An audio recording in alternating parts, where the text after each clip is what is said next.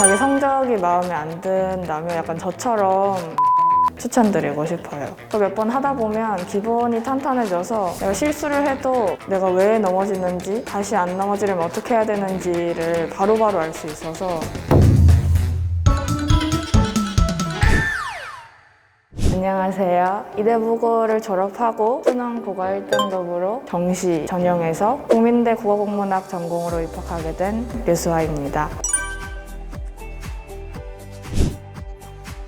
뭔가 특별한 이유가 있었던 건 아니고, 처음에 이과를 갈 때는 과탐도 재밌고 이과는 취업이 잘 되니까 그런 이유로 이과를 갔던 건데, 어느 순간 그냥 그런 이유로 하고 싶은 공부를 포기하는 게 맞나 싶어서 국어 하나만 보고 전향을 한 거니까 어려울 수도 있었는데, 국어가 그만큼 너무 좋았으니까 그냥 그걸 원동력으로 삼아서 열심히 할 수 있었던 것 같아요. 진로를 결정할 때 대부분 성적에 맞춰서 결정을 하는 경우가 많은데, 저는 그것도 중요하지만 내가 계속할 수 있는 걸 찾는 것도 중요하다고 생각해요. 그러기 위해서는 내가 좋아하는 게 뭔지 혹은 잘하는 게 뭔지 생각하는 시간이 필요한데, 그럴 시간이 없거나 그런 생각을 해본 적이 없어서 막막하다면 저는 속어법 선택하는 것도 나쁘지 않다고 생각해요. 이것만은 하기 싫다 하는 분야들을 지워 나가다 보면 선택의 폭이 줄어들어서 도움이 되는 것 같습니다. 저 같은 경우는 1등급이 되고 나서 국어를 좀 더 좋아하게 됐고, 국어 국문학 전공을 선택하는 데 좀 도움이 된 것 같아요. 초반에 문학에서 어려움을 많이 겪었어요. 중학교에서 고등학교에 올라오면서 원래 공부하던 방식이 안 통하니까 그게 너무 답답해서 아예 개념부터 다시 공부를 했던 것 같아요. 내가 자꾸 넘어지는데 어디서 넘어지는지도 모르겠고, 그러니까 완전 처음부터 공부를 했어요. 그래야 다음에 같은 실수를 반복 안 할 수가 있으니까. 자기 성적이 마음에 안 든다면 약간 저처럼 처음으로 돌아가 보는 것도 추천드리고 싶어요. 이게 처음에는 되게 비효율적이라고 생각할 수도 있는데, 그걸 몇 번 하다 보면 기본이 탄탄해져서 내가 실수를 해도 내가 왜 넘어지는지, 다시 안 넘어지려면 어떻게 해야 되는지를 바로바로 알 수 있어서 수능 공부를 할 때 수학에 가장 큰 비중을 뒀고, 그 다음이 저는 국어였던 것 같아요. 국어 안에서는 비문학에 가장 많은 시간을 할애했고, 그 다음이 문학, 언어 매체 이런 순으로 시간을 할애해서 공부를 했어요. 그 당시에는 몰랐는데, 그러니까 오답할 때를 예로 들면 중위권에 머물러 있을 때는 오답을 하고 틀린 것 때문에 답지를 봤을 때 이게 맞는 거구나 하고 말하다면, 이제 1등급이 되고 나서는 오답을 할 때 내가 이렇게 생각한 게 왜 틀렸지? 너는 왜 이렇게 생각하는 게 맞다고 생각하는 거야? 하는 것처럼 약간 답지랑 싸웠어요. 오답을 조금 집요하게 했다고 해야 되나? 그게 좀 3등급일 때랑 1등급일 때랑의 차이인 것 같아요. 진부하긴 한데 꾸준함? 그리고 약간 저는 계속 불안해했던 것 같아요. 고등학교 1학년 후반쯤에 제가 1등급을 처음 받아봤는데, 오히려 그때부터 공부를 더 열심히 했던 게, 정신을 안 차리면 다시 미끄러질 수 있겠다, 약간 이런 생각 때문에 더 열심히 공부를 했던 것 같아요. 문제를 좀 많이 풀어봐야 한다고 생각해요. 아무리 공부를 많이 해서 머리에 든 게 많아도 문제를 만났을 때 내가 이걸 어떻게 써먹을지를 모르면 아무것도 할 수 없는 상태가 되니까, 문제를 계속 풀어보면서 지문이나 그 문제에 딸린 선지들을 처리하는 방식을 마련해 두는 게 좋은 것 같아요.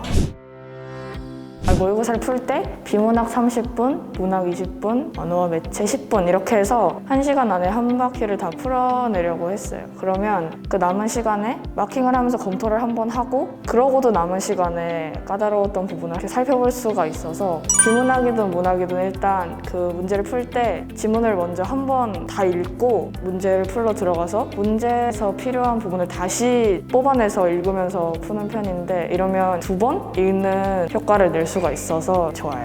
예를 들어서 윤동주의 참회록을 공부한다 이러면 윤동주의 다른 작품, 그리고 또 일제강점기에 있었던 작품들, 이렇게 그런 비슷한 계열의 작품들을 계속 보면서 그 카테고리에 있는 작품이나 문제들을 풀어내는 나름의 매뉴얼을 만들어서 계속 연습했던 것 같아요.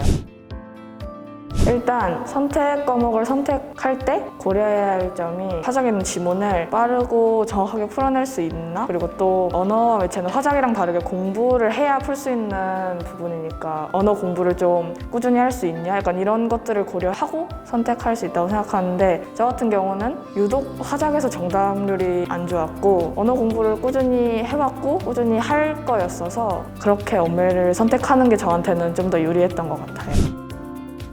다른 것들에 비해 비문학에 좀 강한 편이었는데 수능에서는 여러 가지 변수가 발생을 하니까 어떤 영역이 나올지도 모르고 해서 그런 변수의 영향을 좀 덜 받으려고 계속 다양한 분야의 지문을 풀어보려고 했던 것 같아요. 그리고 또 비문학을 풀 때 유독 지문을 주관적으로 이해하는 경향이 있었는데 고치는데 진짜 어려웠거든요. 근데 이제 계속 문제를 풀고 하면서 틀린 걸 보고 선생님이랑 클리닉 하면서 계속 어떻게 해야 되는지 뭐 왜 틀렸는지 이런 것들을 얘기해보면서 전보다는 쉽게 고치고 했던 것 같아요.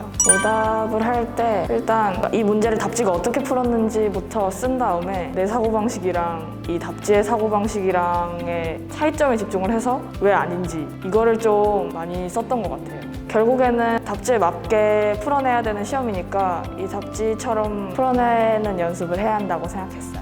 저는 이런 질문을 만났을 때 내가 이걸 얼마나 맞췄느냐랑 관계없이 오답하면서 이 지문을 완전히 이해할 때까지 잡고 있었던 것 같아요. 저는 이걸 오답 노트에 안 쓰고 시험에서 하는 것처럼 바로 문제 풀었던 그 시험지에다가 분석을 했는데 진짜 실제 시험에서 이걸 어떻게 분석하는지 뭐 선지를 어떻게 끌어와야 되는지 이런 것들을 오답하면서 연습을 했던 것 같아요.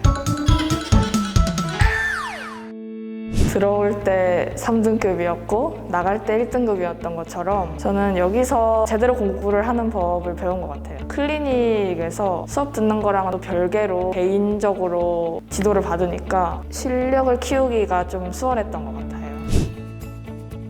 저는 선생님이랑 3년 동안 내신 대비랑 수능 대비 모두를 함께 했는데 선미쌤은 항상 내신이랑 수능 모두를 챙길 수 있게 해주셨어요. 기억에 남았던 말이 수능이랑 내신 그 둘 중에 하나만 잘하려고 하면 절대 그 무엇도 잘할 수가 없다고 하셨던 게 기억에 남는데 저는 그때 여기다 싶어서 계속 수업을 들었던 것 같고 선미쌤 수업에 들어가면 완전 기초 정보부터 심화된 내용까지 배울 수가 있는데 수업만큼 자료가 내용이 잘 구성되어 있어요. 수업에서 다뤘던 내용을 중심으로 또 집에 가서 각자 공부를 할 수 있도록 되어 있어서 좋았던 것 같고 사실 진짜는 클리닉이에요. 클리닉에 와서 문제를 풀고 선생님이랑 같이 얘기를 해보고 하면서 수업 때는 안 보이던 내 약점들을 알아가고 이걸 또 어떻게 고쳐가야 될지 얘기를 할 수 있는 시간이 되니까 수업만큼 얻어갈 게 많은 것 같다고 생각을 했어요. 수아를 떠올리면 비유적 표현을 하면은 소시민이지 않았을까. 소시민들이 사실은 되게 하루하루를 성실하게 살아가는 의미를 좀 많이 부여하고 있는 측면으로 전달을 했을 때 우리 수아는 성실함의 대명사이지 않았을까라는 생각을 합니다. 수아 같은 경우는 선생님하고 일단 유대관계를 잘 형성을 하면서 학습적인 부분에 대한 소통을 열심히 하려고 했었던 학생이고요. 그리고 수아를 보면 최상위가 되고자 하는 욕심을 가지고 굉장히 학습 태도에 의지를 놓지 않았던 모습들이 있었어요. 수업을 들으러 오면 항상 앞쪽에 앉아서 선생님이 수업하는 모든 내용을 내 걸로 만들겠다. 이런 자세로 3년을 일관되게 했었다는 것, 이 수업 태도를 저는 가장 우선적으로 뽑고 싶습니다.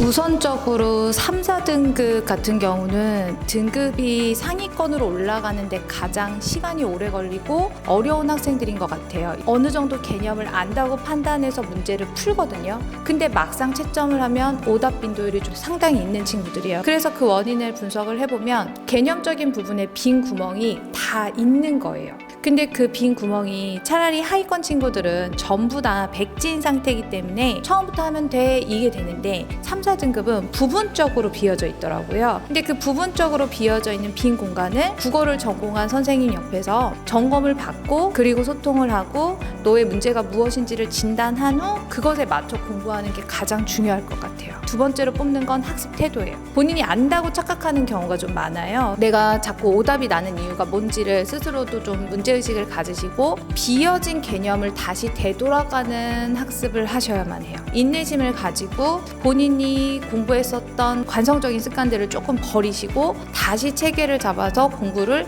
악착같이 했을 때 등급이 좀 오를 수 있는 부분이 생길 거다라는 생각을 합니다. 제 수업은 사실 최상위부터 하위권에 있는 친구들까지 모두 다 총체적으로 아우를 수 있는 수업이거든요. 반드시 등급 향상할 수 있을 만한 자료와 수업의 내용들로 구성되어져 있으니 수강을 하셔도 후회 없을 겁니다.